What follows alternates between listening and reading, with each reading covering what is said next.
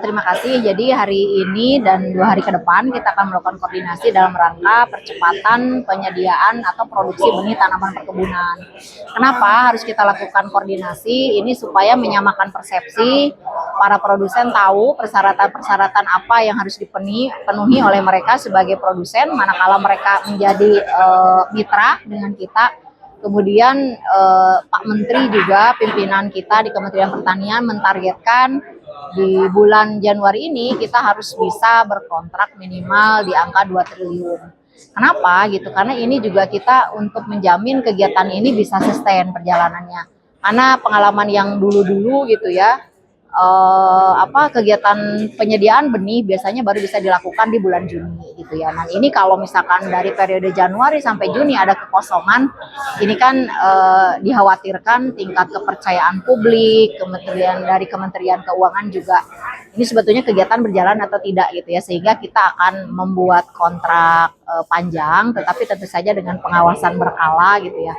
Karena secara umum produksi benih tanaman perkebunan itu rata-rata panen raya itu di bulan Juni Juli. Nah, kalau kita patokannya hanya di Juni Juli, ya selama periode di awal ini kita tidak akan ada produksi benih. Makanya kita akan melakukan kontrak panjang. Bagaimana kontrak panjang itu dilakukan, dan dalam waktu 3 hari inilah kita akan konsolidasi secara lebih mendalam dengan para produsen. Harapan kami setelah pulang dari acara rakor ini minggu depan kita sudah mulai bisa melakukan mini kompetisi. Ya, produksi benih itu sudah kita lakukan dari tahun lalu, Mbak. Jadi ABT itu sudah kita mulai di tahun 2025, kemudian 2026, 27 dan 28. Semuanya fokus ke produksi benih. Tahun lalu kita sudah memproduksi tebu, kopi, kelapa dan kakao. Tahun ini akan ada pekerjaan lanjutan untuk menyelesaikan pekerjaan sampai dengan dia siap salur. Tapi tahun ini kita juga akan memproduksi kembali si kakao itu. Contoh, misalkan kakao itu akan ada tambahan pekerjaan produksi sebanyak 50.500 hektar, atau kalau dikonversi ke benih sebanyak 50.500.000 batang. Itu akan kita selesaikan di tahun ini. Karena secara hitungan waktu kita masih punya cukup waktu yang panjang, karena untuk kakao saja minimal dia sudah bisa disalur itu di umur 4 bulan. Jadi cukup waktu. Seperti itu. Iya, jadi skema baru itu bukan masalah bayar di awal atau tidak. Gini, skema baru itu kalau dulu kita pesan benih ke petani, ke para produsen itu gini, tanaman perkebunan itu harus diproduksi setahun sebelum. Karena umurnya kan ada yang 6 bulan, ada yang 8 bulan gitu. Jadi kalau kita akan melakukan kegiatan peremajaan di tahun 2027 misalkan gitu, ini benihnya harus siap di 2026. Nah, biasanya kita pesan benih siap salur. Jadi permodalan, butiran, tenaga kerja segala macam itu semuanya ditanggung dulu oleh produsen.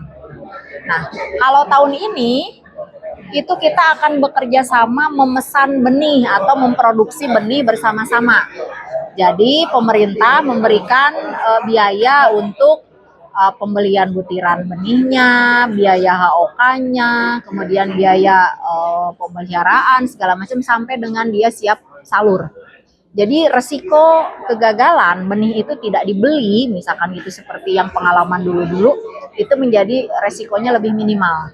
Karena dari awal produsen itu setiap fase pekerjaan yang berhasil mereka selesaikan itu sudah kita bayar.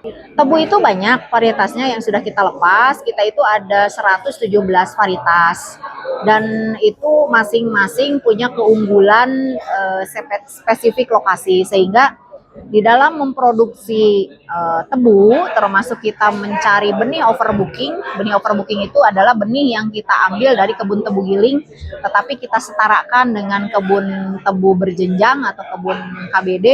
Itu kita usahakan benih yang ada di kabupaten tertentu itu akan dipakai di kabupaten itu. Tidak ada hilir mudik penggunaan benih. Kenapa? Supaya kita menghindari adanya penolakan varietas.